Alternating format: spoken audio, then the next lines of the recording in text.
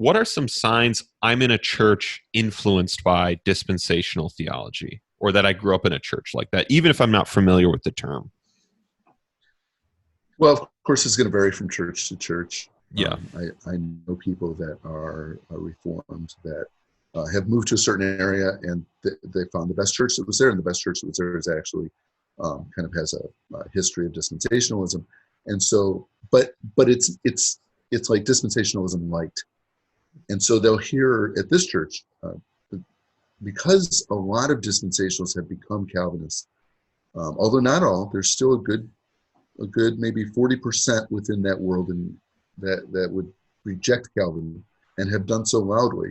But the majority of people within dispensationalism now have kind of latched onto it in some form.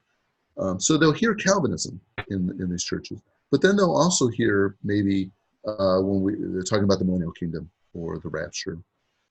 Eschatology is always the last thing to go for dispensationalists, because eschatology is emotionally tied to the dispensationalists.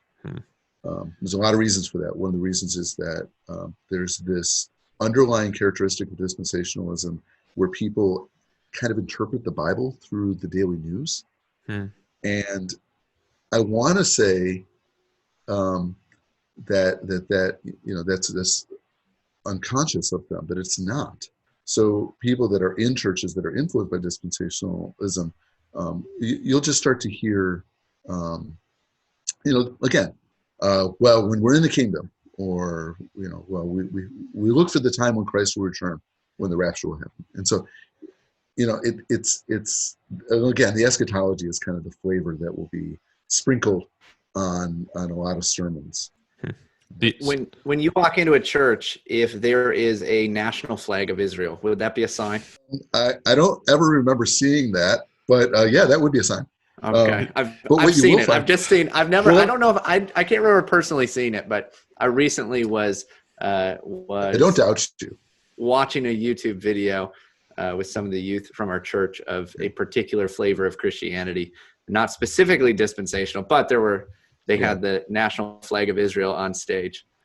So you're saying that kind of the little part of the iceberg that probably would be above the water in most churches influenced by this would be the eschatology, the emphasis on the rapture, the tribulation, these ideas.